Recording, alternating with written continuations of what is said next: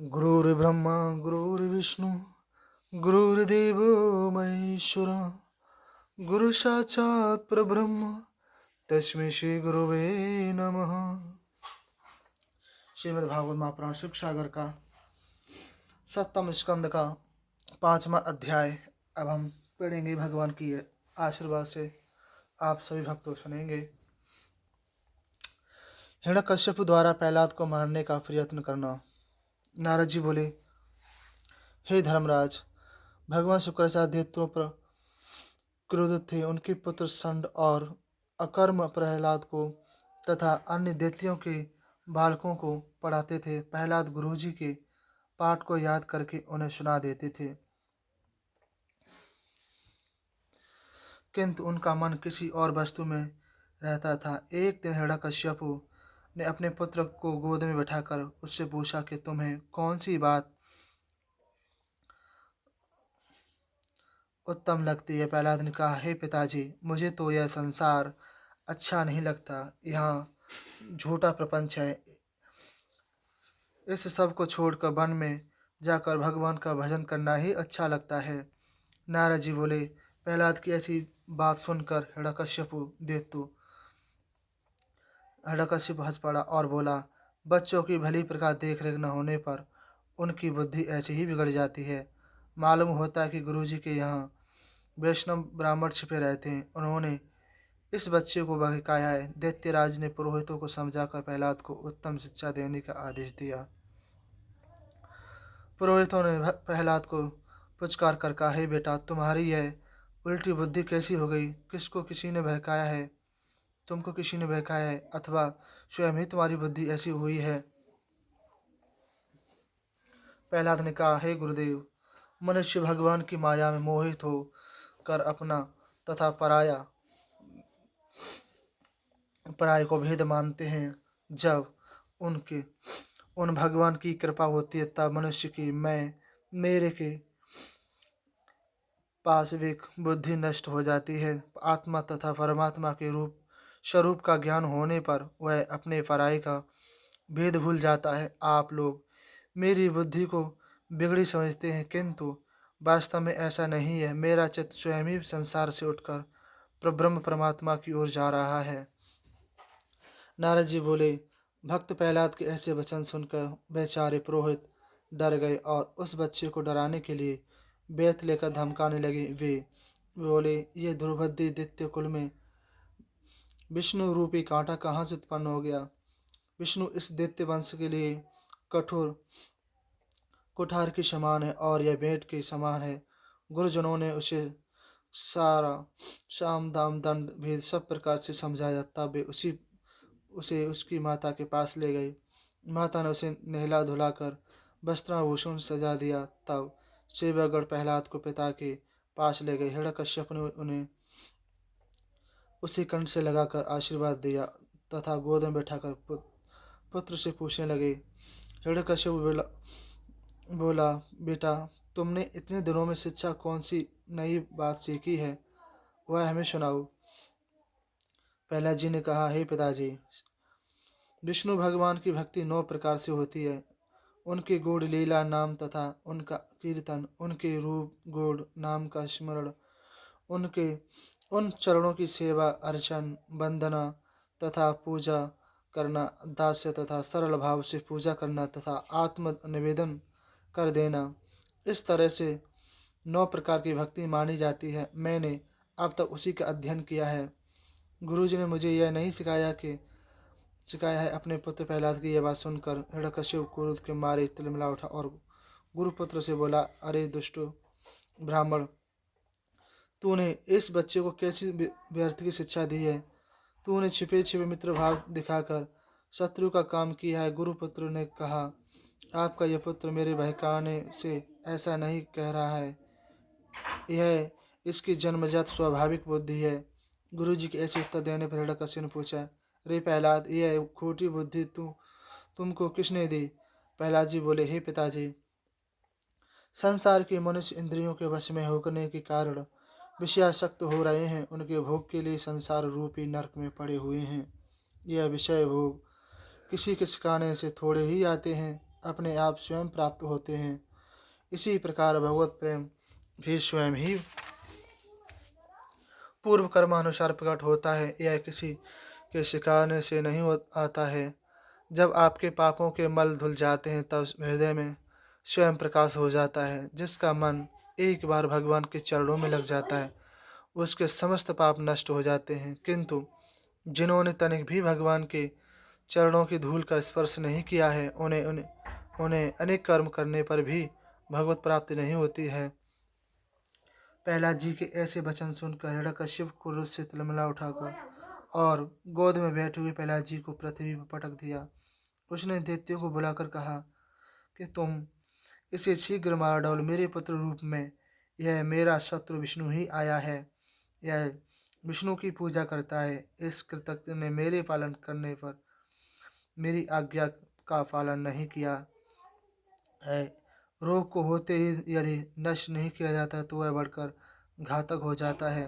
शरीर के किसी अंग में यदि खराबी आ जाए तो उसे अवश्य काट कर फेंक देना चाहिए।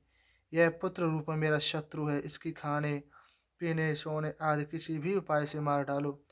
अपने राजा की यह बात सुनकर दैत्य गढ़ त्रिशूल ले लेकर प्रहलाद पर टूट पड़े। उनके मर्मस्थलों पर चोट करने लगे। किंतु प्रहलाद जी का चित्त मन वाणी तथा कर्म से सर्व सर्वशक्तिमान ब्रह्म में लीन था। इसलिए उन दैत्यों के सभी प्रभाव व्यर्थ रहे। प्रहलाद के शरीर पर कहीं भी चोट के नहीं आई। यह देख हिरण्यकश्यप अति चिंता हुई। उन्होंने प्रहलाद को मारने के लिए मतवाले हाथियों के नीचे कुचलवाया, विषधर सर्पों से डसवाया, पर्वत के नीचे गिरवाया, विष दिया गया, बर्फ में दावा गया, दहकती अग्नि में जलाया गया, कृत्या नाम की राक्षसी से जलवाया गया। किंतु भगवत परायण भक्त प्रहलाद का बाल भी बांका नहीं हुआ। अब तो हिरण्यकश्यप को और भी चिंता हुई। प्रहलाद के मारने का कोई भी उपाय नहीं सूझा। वह सोचने लगा, मैंने मारने के अनेकों उपाय किए किंतु यह अपने प्रभाव से बचता ही गया। यह बालक समझदार तथा निर्भय भाव से मेरे पास रहता है। अवश्य ही इसमें कोई अपूर्व सामर्थ्य है। बड़ा होने पर यह मेरी इन करतूतों को याद रखकर मुझसे शत्रुता करेगा। इसकी शक्ति अथाह है। अवश्य ही यह मेरा काल है। ऐसा कहकर हिरण्यकश्यप अति चिंताकुल हो गया। दैत्यराज की यह दशा देखकर गुरुपुत्र षंड तथा अमर्क ने एकांत में समझाया, हे राजन, आप चिंता न करें। हमारे पिता शुक्राचार्य जी के आने तक इसको वरुण पास में बांधकर अपने पास रखो। संभवतः हमारे उपदेश तक तथा गुरुजनों की सेवा से आगे इसकी बुद्धि संभल जावे। हिरण्यकश्यप ने गुरुपुत्रों की यह बात सुनकर प्रहलाद को फिर पाठशाला में भेज कर दिया। गुरुपुत्र अर्थ धर्म काम इन तीनों पुरुषार्थों की शिक्षा प्रदान प्रहलाद को देने लगे। एक दिन गुरुजी कहीं बाहर चले गए तब प्रहलाद जी ने सब असुर बालकों को अपनी मधुर वाणी से अपने पास बुला लिया और भक्ति का उपदेश करने लगे। छठवां उपदेश अध्याय। प्रहलाद जी का असुरों के बालकों को उपदेश देना। प्रहलाद जी बोले, हे बंधुओं, यह मनुष्य जन्म इस संसार में बड़े उत्तम कार्यों से मिलता है। इसी मनुष्य योनि में भगवान की प्राप्ति हो सकती है। किंतु यह मनुष्य शरीर का कोई ठिकाना नहीं है। कब यह काल का ग्रास हो जाए। इसलिए बुद्धिमानों को भजन पूजन के लिए वृद्धावस्था का इंतजार नहीं करना चाहिए। जब समय मिले तभी इस भगवत प्राप्ति के साधन को करना चाहिए। बालकपन के 20 वर्ष खेल कूद में निकल जाते हैं। बुढ़ापे के अंतिम 20 वर्ष दुर्बलता के कारण व्यर्थ हो जाते हैं। केवल युवावस्था के कुछ वर्ष शेष रहते हैं। इन वर्षों में मनुष्य आधा काल सोने से निकाल देता है तथा आधा काल स्त्री बच्चों के लालन पालन पोषण के उद्योग धंधों तथा विषय भोगों में समाप्त कर देता है। भगवत चिंतन का उसे कोई भी समय नहीं मिला और उसने यह अमूल्य मनुष्य जीवन फिर जिसका पाना अति दुर्बल है अर्थ है।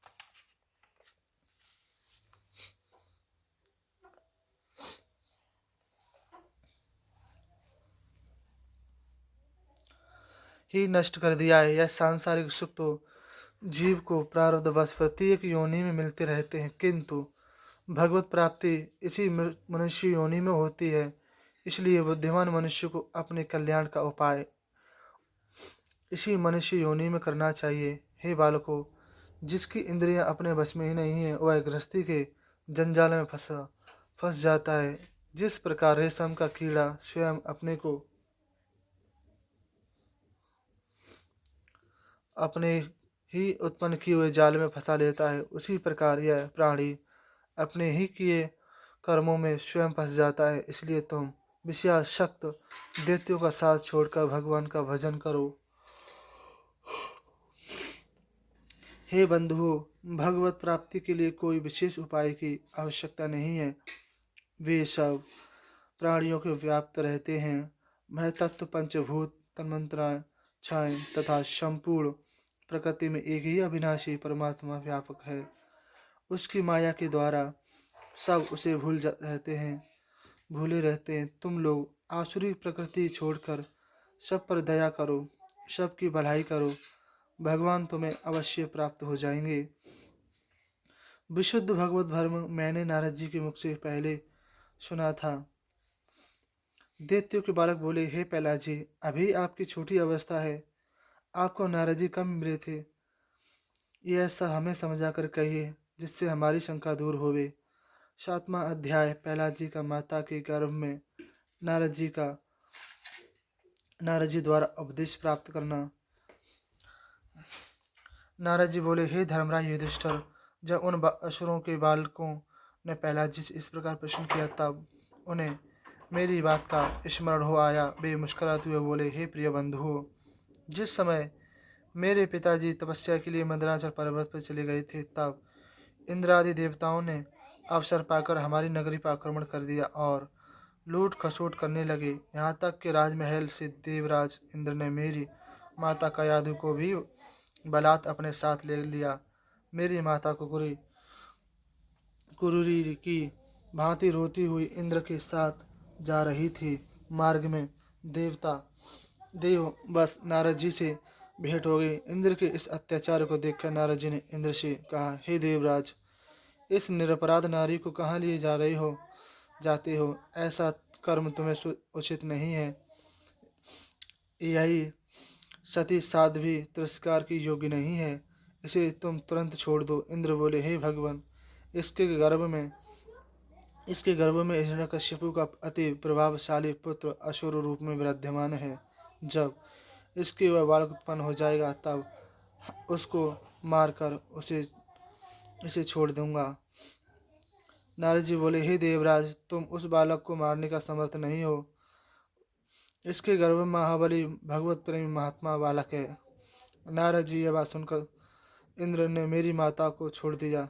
उसके गर्भ में भगवत भक्त बालक होने के कारण उसने बड़े भक्ति भाव से मेरी माता की परिक्रमा की और अपने लोक को चला गया। मेरी माता वही नारद जी के आश्रम पर रहने लगी और वहाँ पर नारद जी का उपदेश ग्रहण करने लगी। मैं गर्भ में ही नारद जी से भगवत धर्म को सुनता रहता था। देवर्षि नारद ने भगवत धर्म के विशुद्ध रहस्य तथा शुद्ध ज्ञान का उपदेश मेरी माता को दिया। मेरी माता तो उस उपदेश को भूल गई, किंतु नारद जी की कृपा से मुझे वह अभी तक याद है। हे बंधुओं, तुम यदि मेरे में विश्वास करो तो तुम्हें भी वह ज्ञान प्राप्त हो सकता है और भगवान की प्राप्ति हो सकती है। हे मित्रों, इस शरीर के 6 विकार हैं। एक जन्म, अस्तित्व की अनुभूति, बुद्धि, परमार्थ, जय तथा विनाश। किंतु आत्मा का इन 6 को विकारों से कोई संबंध नहीं है। इसलिए आत्मा शरीर की उपेक्षा अत्यंत विलक्षण है। नंबर 1, शरीर अनंत है। शरीर अनंत, आत्मा नित्य है। नंबर 2, शरीर विनाशी है, आत्मा अविनाशी है। नंबर 3, शरीर मलिन है, आत्मा शुद्ध। शरीर अनेक है और आत्मा एक है। शरीर जड़ है, आत्मा चेतन है। शरीर आश्रित है और आत्मा आश्रय है। शरीर विकारी, आत्मा निर्विकार है। शरीर दूसरों से प्रकाशित होता है, आत्मा स्वयं प्रकाश है। शरीर कार्य है, आत्मा कारण है। शरीर व्याप्य है, आत्मा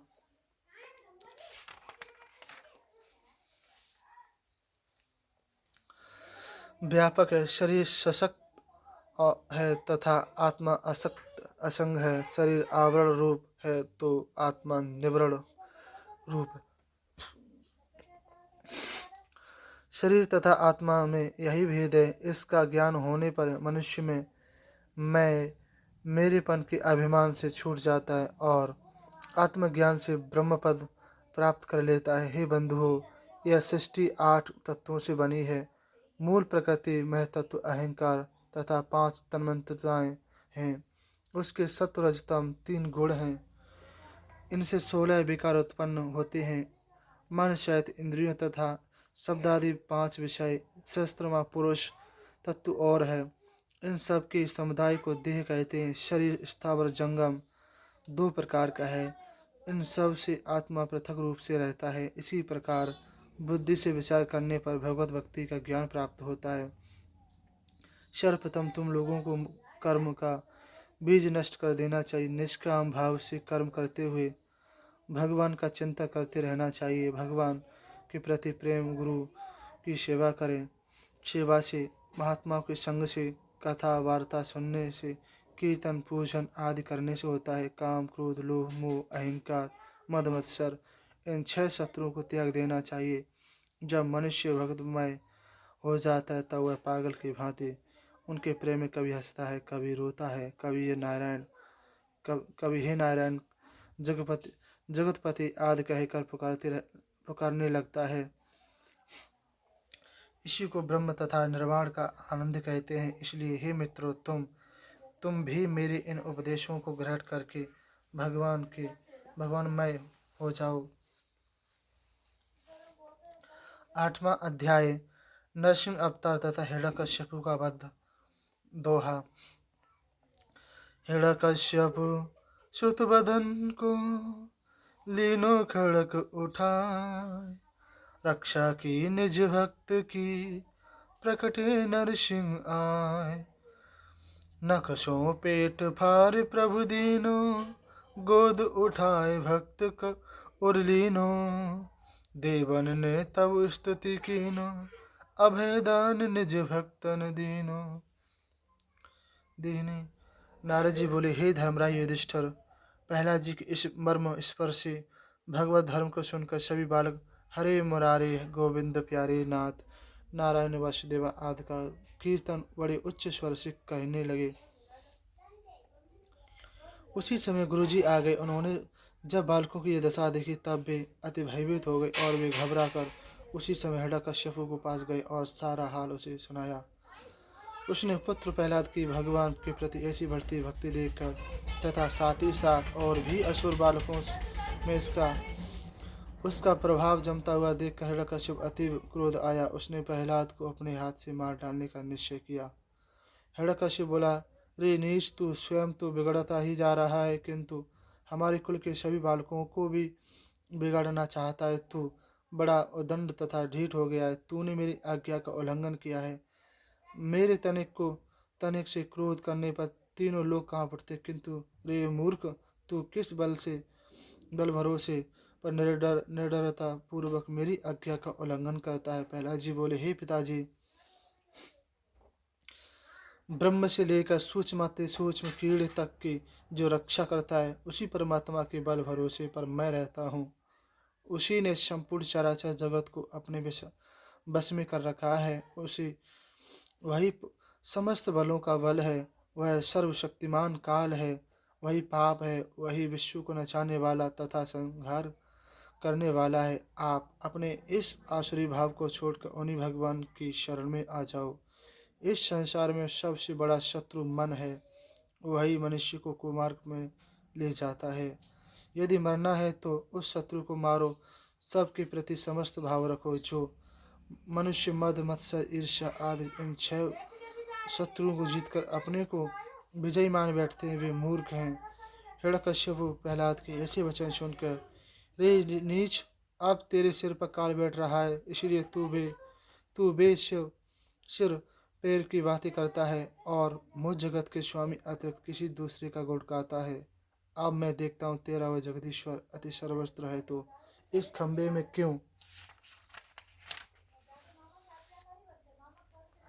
नहीं दिखाई देता है। क्या तुझे मेरा जगदीश्वर इस खंबे में भी दिखाई दे रहा है? अरे मूर्ख, हमें व्यर्थ में बहकाता है। मैं अभी तेरा सिर उड़ाता हूँ और देखता हूँ कि तेरा वह जगदीश्वर कैसे तेरी रक्षा करता है। मैं भी उसे देख लूँ, वह मेरे सामने तो आवे। इतना कहकर क्रोध में भरकर उसने खड़क खींच ली और सिंहासन से कूदकर बड़े जोर से खंबे में घूसा मारा। उसी क्षण खंबे में से एक बड़ा भयंकर शब्द हुआ, मानो ब्रह्मांड फट गया हो। वह घोर ध्वनि लोकपालों शायद ब्रह्मा ने सुनी तो ऐसा प्रतीत हुआ मानो प्रलय हो जाएगी। वह हिरण्यकश्यप प्रहलाद का वध करने के लिए बड़े जोर से दौड़ा था, किंतु उस घोर शब्द को सुनकर वह घबरा गया, इधर उधर देखने लगा। बार बार खंबे की ओर देखता था, लेकिन उसे वही कोई नई दृष्टि नहीं आया।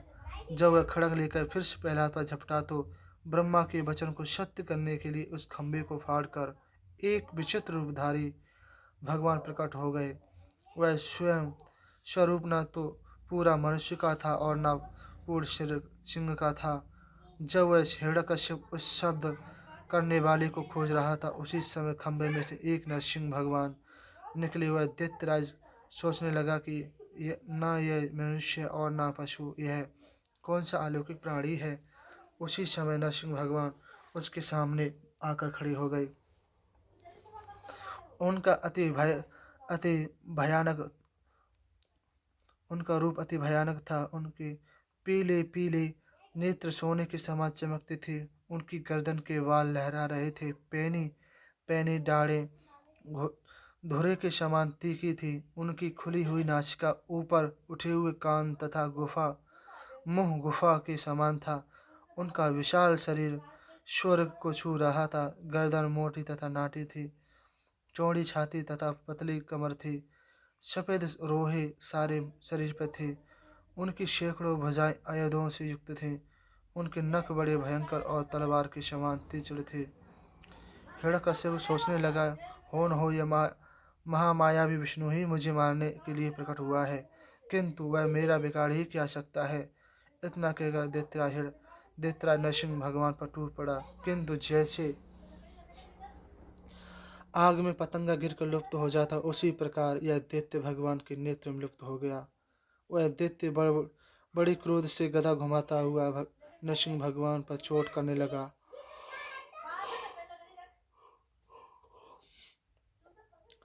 नरसिंह भगवान ने झटपट उस दैत्य को गदा सहित ऐसे पकड़ लिया जैसे गरुड़ सर्प को पकड़ लेता है।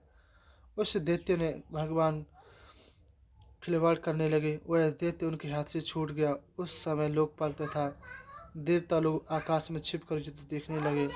जब उन्होंने हिरण्यकश्यप को भगवान के हाथ से छूटा हुआ देखा, तब वे अति भयभीत हुए। उस दैत्य ने भी यह समझा कि नरसिंह ने मुझे डर कर छोड़ दिया है। उसका साहस चौगुना हो गया और ढाल तलवार लेकर दौड़ पड़ा। वह पतरे बदल बदल कर प्रहार करने लगा। तब नरसिंह भगवान ने बड़े भयंकर स्वर में अट्टहास किया।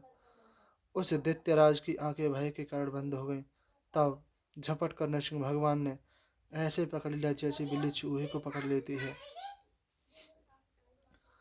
अब दैत्य भगवान के पंजे में पड़कर छटपटाने लगा। नरसिंह भगवान ने सभा के द्वार पर ले जाकर उसे अपनी जांघ पर रख लिया तथा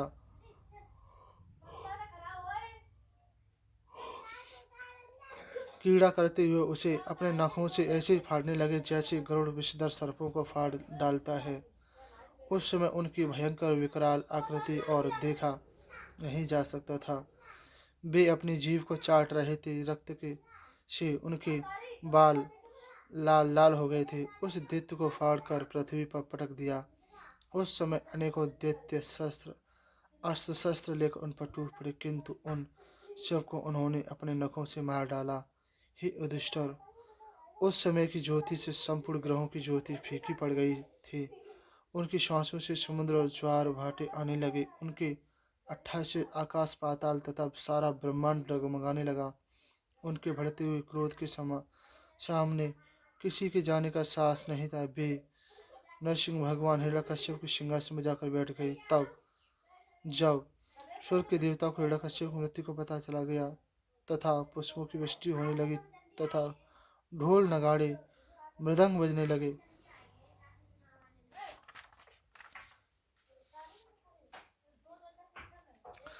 रुद्र इंद्र देवता ऋषि पितर अप्सरा आदि सभी ने आकर उनकी स्तुति की। ब्रह्मा जी बोले, हे जगत पिता, आप सर्वशक्तिमान हैं, आपके कर्म तथा पराक्रम विचित्र हैं। आप जगत में व्याप्त रहते हुए भी निर्विकार, मैं आपको नमस्कार करता हूँ। भगवान रुद्र बोले, हे भगवान, आपके क्रोध का समय तो कल्प के अंतिम प्रलय के लिए होता है। यदि आपने दैत्य को मारने के लिए क्रोध किया है तो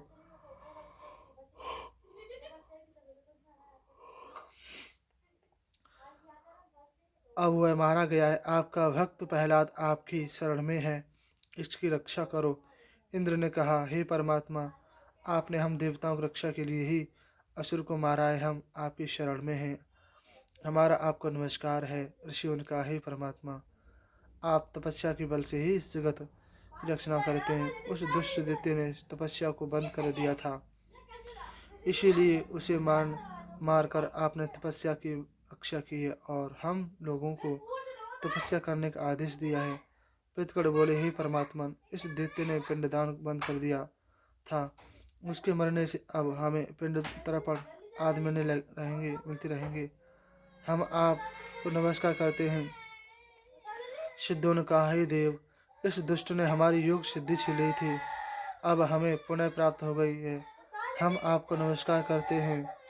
विद्याधरों ने कहा, हे परमात्मा, इस दैत्य ने हमारी विद्या छीन ली थी, अब हमें पुनः प्राप्त हो गई, हम आपको नमस्कार करते हैं। नागों ने कहा, हे भगवान, इस दुष्ट ने मणियों सहित हमारी स्त्रियों को छीन लिया है था, अब हमें भी पुनः प्राप्त हो गई, हम आपको नमस्कार करते हैं। मुनियों ने कहा, हे देवादिदेव, इस दैत्य ने हमारी मर्यादाओं का उल्लंघन किया था, इसको मारकर आपने जगत का उपकार किया है, हमें आप आज्ञा दीजिए, हम आपकी क्या सेवाएं करें। प्रजापति बोले, हे परमात्मा, इसके भय से हम प्रजा की सृष्टि नहीं कर सकते थे, आपने इसे मारकर संसार का कल्याण किया है, हम आपको नमस्कार करते हैं। गंधर्वों ने कहा, हे भगवान,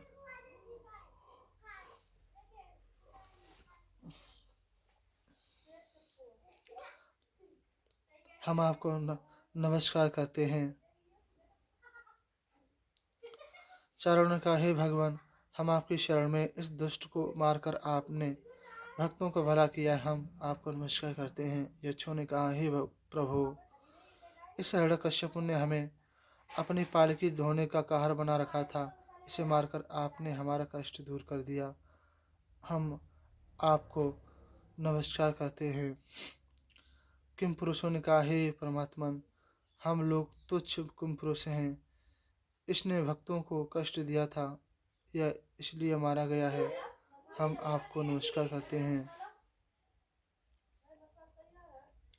बेतालिकों ने कहा, हे भगवान, हम समाज में जाकर आपके पवित्र यश का गायन किया करते थे और अपना पेट पालते थे, उसने हमारी वह आजीविका बंद कर दी थी, अब वह मर चुका है, अतः हम आपको नमस्कार करते। किन्नरों ने कहा, हे भगवान, हम किन्नरों से यह दैत्य बेगार में ही काम लेता रहता था, इस पापी को आपने मारकर बड़ी कृपा की है, हम आपको नमस्कार करते। भगवान की पार्षदों का, हे भक्तवत्सल, हमने यह आपका आलिंगन रूप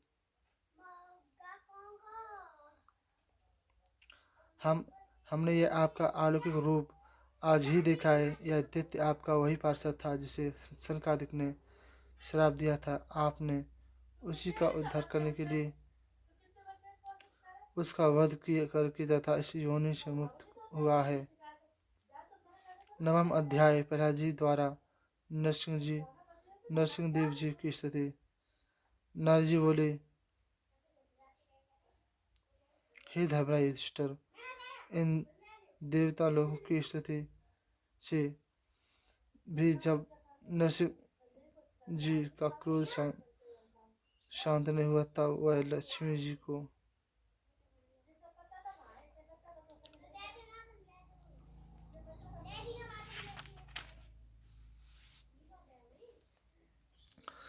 देवताओं ने शांत करने के लिए भेजा, किंतु लक्ष्मी जी उनके भयंकर रूप को देखकर उनके निकट ना जा सके। तब ब्रह्मा जी ने निकट ही खड़ी प्रहलाद को नरसिंह जी का क्रोध शांत करने के लिए भेजा। जब भक्त प्रहलाद ने नरसिंह भगवान के सम्मुख जाकर हाथ जोड़कर उनके चरणों में साष्टांग दंडवत प्रणाम किया, नरसिंह भगवान ने जब उस नन्हे से बालक को अपने चरणों में पड़ा देखा, तब उन्होंने नया बस उस बालक को उठाकर अपने हृदय से लगा लिया और उसके सिर पर अपना अभयदायक कर कमल फेरने लगे।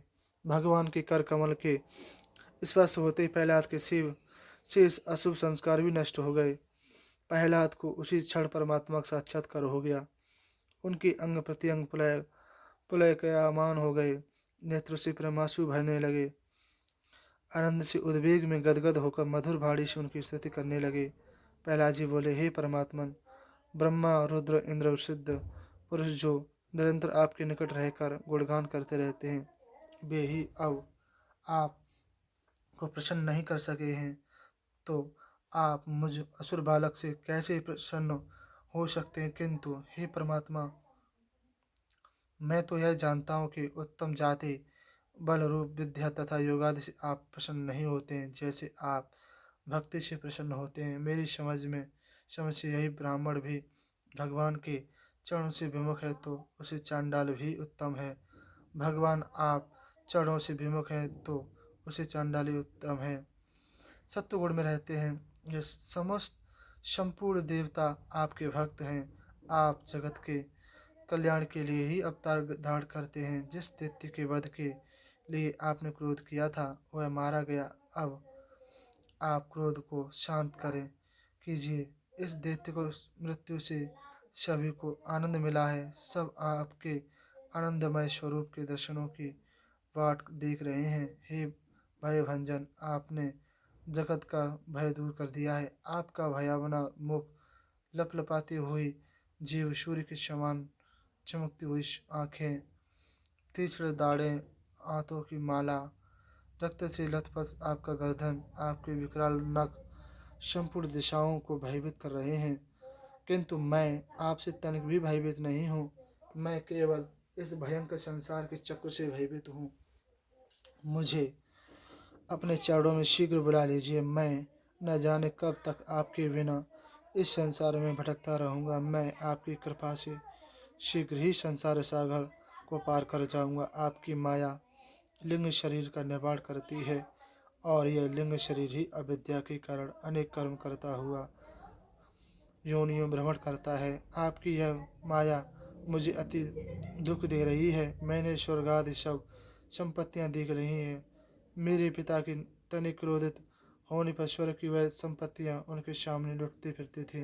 अतः मुझे उन संपत्तियों की आवश्यकता नहीं है, जिनको आप काल रूप धारण करके ग्रसित कर लेते हैं। मुझे तो आप अपने चरणों में ही ले लीजिए, जिन्हें प्राप्त करके मैं सौभाग्यशाली हो जाऊंगा। हे प्रभु, जिस समय मेरा पिता ने मेरा वध करने के लिए खड्ग उठा लिया था और मुझसे कहा कि अरे मेरे अतिरिक्त यदि कोई और ईश्वर है तो मुझे बचावे, उस समय आप ही ने मुझे बचाया था। हे भगवान, यह सब जगत आप ही उत्पन्न करते हैं तथा संहार करते हैं और प्रलयकालीन जल में शयन कर जाते हैं। जब जल में शेष शैया पर शयन करते हुए आपकी योग निद्रा समाप्त हो जाती है, तब आप अपने नाभि से वैध कमल प्रकट करते हैं। उसी पर ब्रह्मा उत्पन्न होते हैं। ब्रह्मा जी अपने उत्पत्ति स्थान को जल में रहकर 100 वर्ष तक ढूंढते रहे, किंतु उन्हें आपका विस्तार नहीं मिल पाया। तब आपने ब्रह्मा जी को अपने विराट स्वरूप का दर्शन करा दिया और उन्हें सृष्टि रचने के लिए आज्ञा दी। आपने वराह अवतार लेकर पृथ्वी को धारण किया और हयग्रीव अवतार लेकर वेदों की रक्षा की। आप युग युग में धर्म की रक्षा के लिए अवतार लेते हैं। आप कलयुग में लोग तो गुप्त रूप से रहते हैं, इसलिए आपको त्रिगुणात्मक भी कहते हैं। हे भगवान, स्तुति कर्मों का समर्पण, सेवा, पूजा, आपका चिंतन तथा कथाओं का श्रवण और नमस्कार, इन्हीं से आप प्रसन्न होते हैं। नारद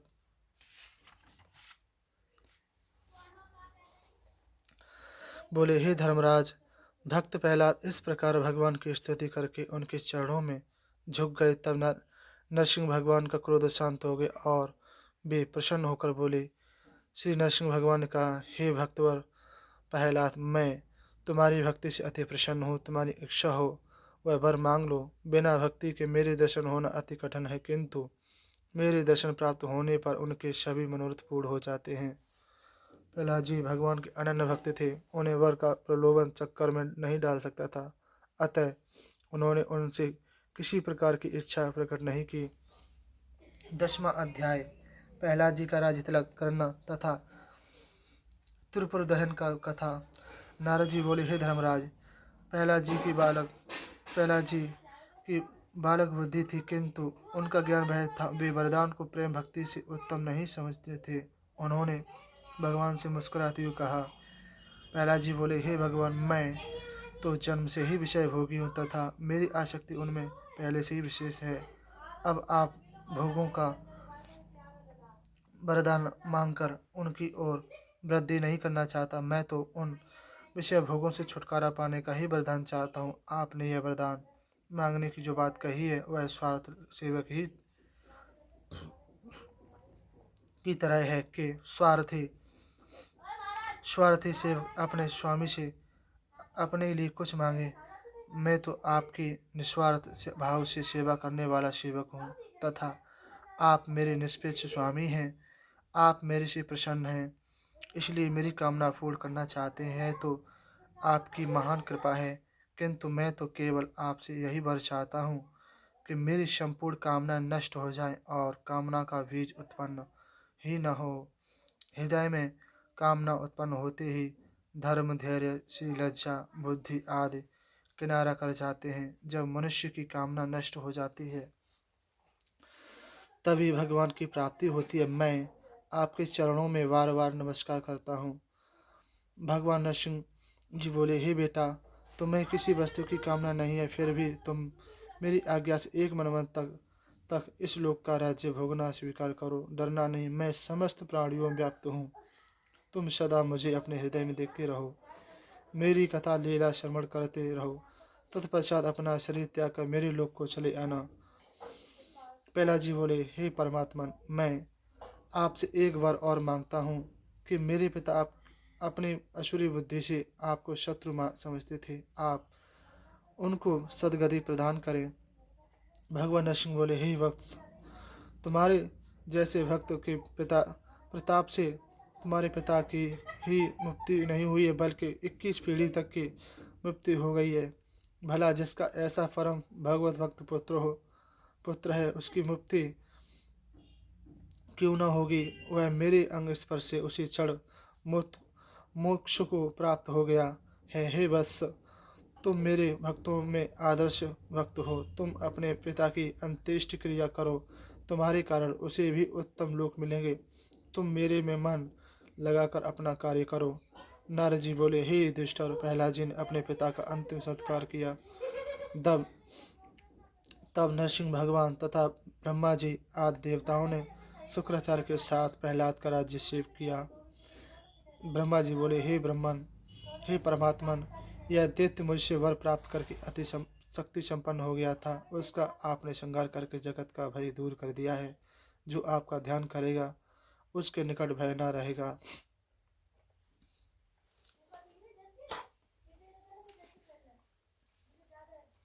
श्री नरसिंह भगवान बोले, हे ब्रह्मा जी, आप ऐसे दैत्य को ऐसा वर न दिया करिए। वे स्वभाव से ही क्रूर होते हैं। फिर उन्हें ऐसा वर मिल जाए तो वे अति उग्र तथा उर्दंग हो जाते हैं। उनको वर देना तो सांप को दूध पिलाना है। इतना कहकर भगवान नरसिंह जी अंतर ध्यान हो गए। तत्पश्चात प्रहलाद जी ने ब्रह्मा जी तथा सब देवों की पूजा की तथा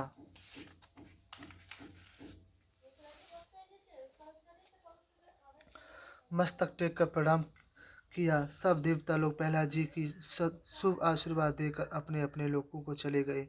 हे धर्मराज, वे दोनों भाई त्रेता युग में रावण, कुंभकर्ण तथा द्वापर में शिशुपाल दंतवक्र हुए, जो भगवान श्री कृष्ण के चंद्र के हाथों से मारे गए। नारद जी बोले, हे धर्मराज, उन्हीं भगवान श्री कृष्ण चंद्र ने त्रिपुर दहन के समय शंकर जी का कष्ट दूर किया था। धर्मराज बोले, हे भगवान, हे ब्रह्मन, भगवान शंकर जी ने त्रिपुर दहन कैसे किया, यह कथा हमें अवश्य सुनाइए। तब नारद जी बोले, हे धर्मराज, मैं दानव में 3 विमान, एक सोने का, एक चांदी का, एक लोहे का, ऐसे बनाए कि वे 3 पुरों के समान प्रतीत होते थे।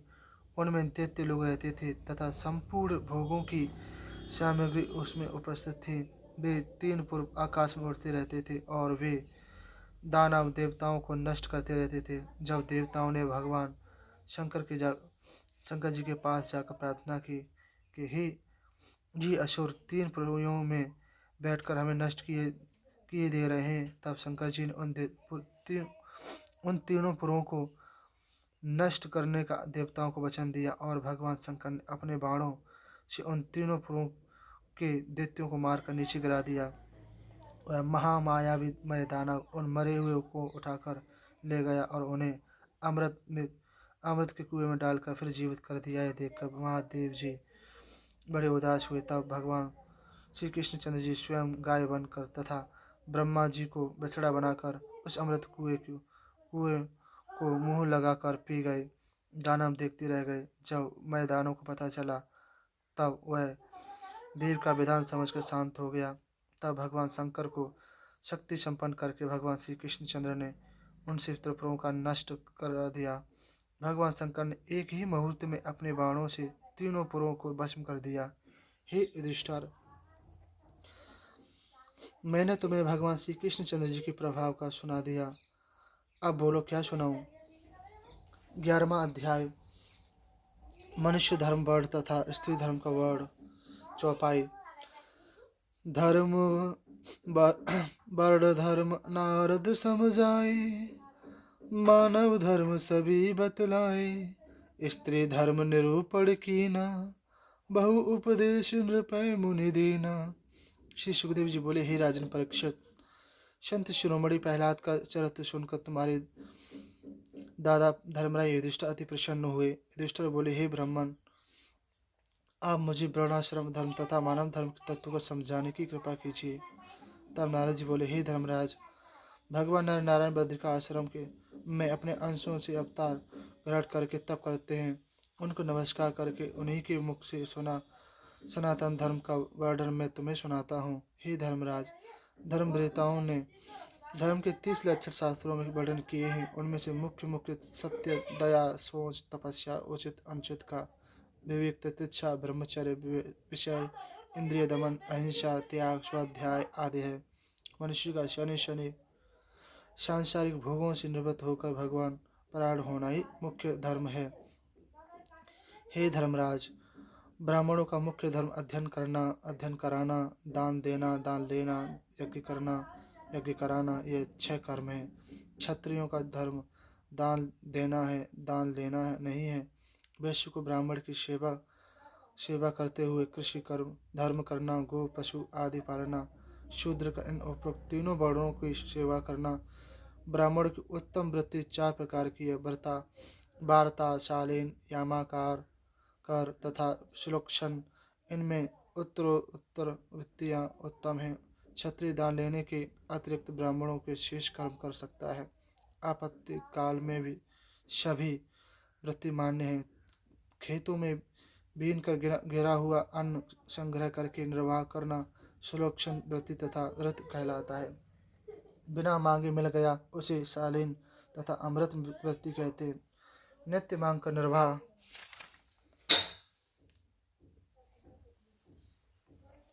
करना यामाकार वृत्ति तथा मृत है। खेती करके वार्ता वृत्ति प्रमत है। व्यापार सत्याव्रत कहलाता है। निज वर्ण की दासता करना स्वान वृत्ति कहलाती है। ब्राह्मण क्षत्रिय को यह वृत्ति कभी नहीं करनी चाहिए। हे धर्मराज, शम दम तप सोच दया संतोष क्षमा सरलता ज्ञान सत्य तथा ईश्वर की भक्ति उत्तम ब्राह्मण के लक्षण कहे गए हैं। वीरता उत्साह धीरता तेजस्वी का त्याग ब्राह्मणों के प्रति भक्ति भाव प्रजा की रक्षा करना क्षमा ये क्षत्रिय के लक्षण अर्थ धर्म काम पुरुषार्थों की प्राप्ति करना वैश्य के लक्षण इन तीनों वर्णों की निष्कपट भाव से सेवा करना शूद्रों का लक्षण है। हे धर्मराज, आप तुम्हें स्त्री के लक्षण बताता हूँ, ध्यान पूर्वक सुनो। स्त्री का धर्म पति की सेवा करना, उसको सदा प्रसन्न रखना तथा उसके कुटुंबियों से प्रेम रखना, पति से ईश्वर तत्व भाव रखकर मानकर उसकी तथा अपने को भी सदा श्रृंगार आदि से विभूषित रखना चाहिए। स्त्री विनय संयमी तथा जो मिल जाए उसी में संतोष करने वाली मिष्टा भाषणी हो तथा कलयकारिणी ना हो, गृह कार्य में चतुर हो तथा लालची ना हो, जो कुछ पति संग्रह करे उसे संतोष से भोगने वाली हो, पति का कभी अनादर न करने वाली ना हो, स्वयं लक्ष्मी का स्वरूप होकर पति को नारायण स्वरूप माने। हे धर्मराज, धोबी चमार चांडाल जिस वृत्ति को वंश परंपरा से करते आ रहे हैं उन्हें वृत्ति करना उनका धर्म है, उनके विरुद्ध कार्य करना अधर्म है। 12वां अध्याय आश्रम धर्म व्यवस्था का वर्णन। जे अध्याय कल पढ़ेंगे भागवत भगवान की कृपा से। प्रणाम मेरे आराध्य बिहारी किशोरी जी को प्रणाम, मेरे कृष्ण राधे को प्रणाम। प्रणाम प्रणाम प्रणाम। जय हो आपकी भगवान। प्रणाम।